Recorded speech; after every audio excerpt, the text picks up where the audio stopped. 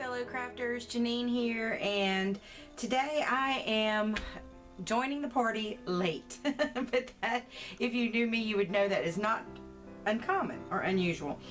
As I'm sure a lot of you know, Cinnamon Cooney, who is the art Sherpa, is doing a big art quest this year. But of course her medium and the people who are following along with her are following along doing acrylics. Well, I'm going to be the oddball out, and I'm following along with watercolors, which is so completely different and unrelated. I really just don't even know how this is going to work out, but that's okay.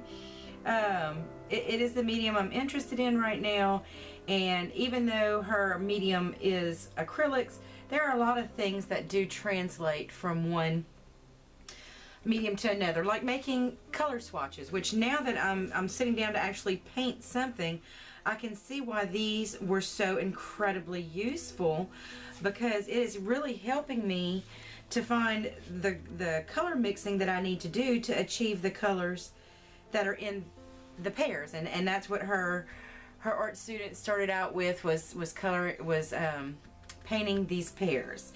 And so I'm again a little backwards and a little behind. I started with color swatches because after I saw that episode of her art quest, I realized that I really needed the basics to get started, because I'm not even as far along as, you know, knowing how to mix colors to achieve getting pear colored results. So I started with the color swatches, and now I'm going to attempt to paint these pears. This is my real, I mean, I've painted a couple of like sunflowers and really simple things, but this is my first attempt at really trying to make a frameable picture out of watercolors. So it's gonna be interesting, and we're probably both gonna laugh a lot at my process, but it's okay.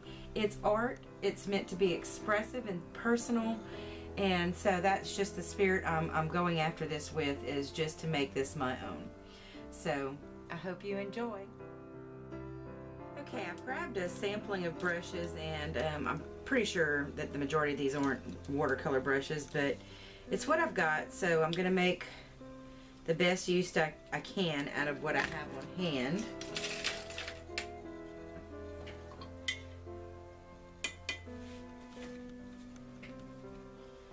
I use this brush quite a bit with the watercoloring I've done so far, because I really like the way it comes to a nice sharp point, and it's a really good size for most everything I've done so far. So I'm definitely going to keep that one on hand, because I already know I enjoy using it. The watercolor paint set that I'm using is the only watercolor paint set that I have. It's the Kuretake 24 pan paint set, and here I'm mixing. I'll go ahead and give you the color numbers because they don't have names. I mixed a little bit of color number 43 and 67, and that's it's not the brightest yellow in the palette, but it's about the mid-tone yellow in the palette, and with a little bit of what I would call a navy blue, which would be the number 67. So I just put just the tiniest drop of the blue to make this pretty pear green, and I wet the area first, and then just lightly drop the color in and let watercolor do what it does, and just kind of bloom in the water and move around, and then just push it out to the lines to fill in the space. And here I'm trying to put in some highlights by removing color, and my paper immediately started peeling, and it was very frustrating. I was having the hardest time getting any kind of highlights with this painting, and I think it's my fault, honestly, because I tried to stretch the paper, but I don't think I did it properly, and I think it ended up just causing the paper to be not as reliable. I think had I just not done that and just started with a fresh piece of watercolor paper, I would have gotten better results and wouldn't have had the peeling issues that I had. But the paper I'm using is the Canson 140 pound cold press, and it's the kind you get at Walmart. It's not the Montville.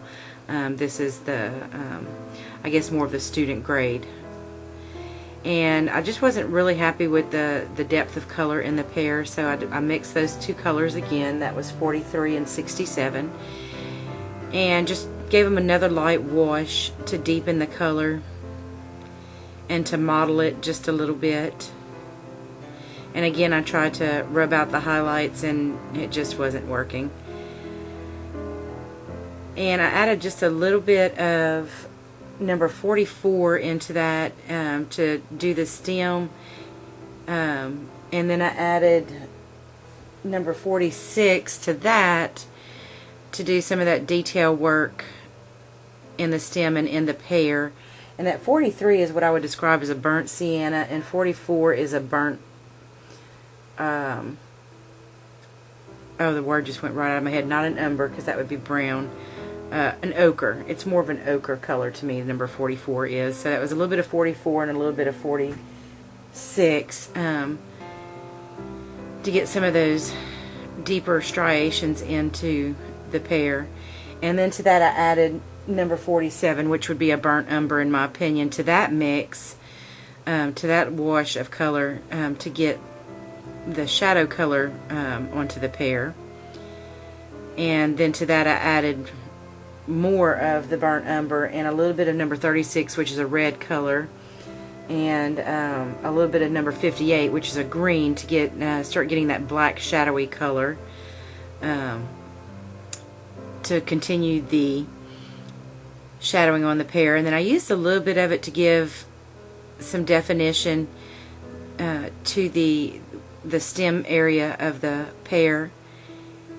And then I started putting in the second shadow on the bottom pear.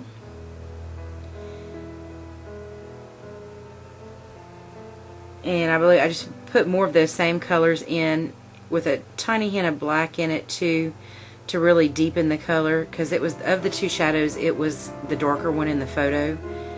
And I am going to link the photograph below. It's from Paint My Photo, which is a copyright free site for photos. You can, people upload their photographs to there and let you use them for free in your artwork, which I think is amazing, and all they want is just a link back, which is such a wonderful resource for artists. I've uploaded some photos there as well, and I will link up my Paint My Photo profile so if you'd like to see some of my photographs.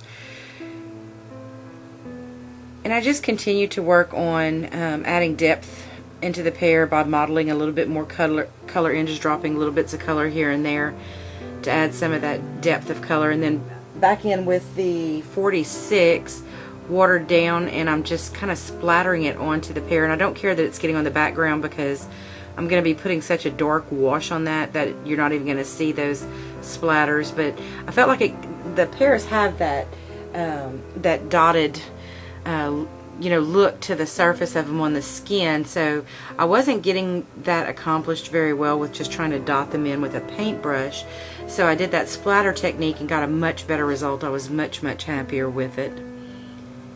And here I'm just splattering some more on, because again, I was getting such a good result with it. I just kept going with it to continue to get more definition into the pear. And here you can see I'm wetting the background, and I had to laugh at myself. I don't know why I didn't put water on the bottom part of the paper, and it didn't occur to me that I didn't until, and you'll see that in just a little bit here. But I mixed some of the burnt umber, burnt sienna, and a little bit of black, or actually quite a bit of black, and a little bit of, again, the number 67, which is a navy blue, to get that dark background. And I dried that with my heat tool. And then, I'm sorry, I did drop in a little bit more of the 46 underneath the pears there, get a little bit more of that red color, because the photograph looked to me like it had more red in that area. And then I just gave it another wash of basically the same colors to darken in the corners and the outer edges, again trying to match the darkness of the photograph, which you can't do 100% with watercolor, but I wanted to get more of that feel of it. And just continue to work on it until I was satisfied that everything was fairly well blended. And again, hit it with my heat tool. And here I'm going back to those highlights, because I just couldn't let it go. I had to have those highlights. So now I'm trying to carve them out with a utility knife. Yeah, sometimes the best thing you can do is just let it go. But I did end up going back with a little block of sandpaper and sanding on some of the spots, and got really nice color. And here I dropped a little bit more of the green in to achieve a highlight. Well, I'm all done, and I've learned a lot in the process, and one of the things I've learned is I've got a long way to go. But it was fun, it was enjoyable, and I guess that's really the main point of being an artist, of doing art, is that you find relaxation and enjoyment in it, and I certainly did find that in doing this painting. My color theory is improving. I've still got a long ways to go. Here's the reference photo again and my picture, so not too bad. I think I'm in the ballpark, and there's only so much darkness you can get, like in this area, you know, compared to this area of the picture. There's only, in watercoloring, because of its translucent nature, there's only so much darkness you can achieve. But like, you look at the shadowing, that came out really nice and dark. So I'm really pleased with the way the shadowing came out. I think that was probably the best part that I did in this whole thing. But as you could tell in the video, the highlights just gave me really a hard time. I was having a difficult time achieving highlights. So that's something I could definitely use some more practice on. But anyway, overall, I'm surprised. I'm surprised. Still got lots and lots and lots and lots and lots of room for improvement. But I think with practice I'll get there. So thank you all so much for watching. I appreciate you tuning in. As always, please remember to rate, comment, subscribe. Go check out my Facebook page. I'm trying to get more active in posting stuff there.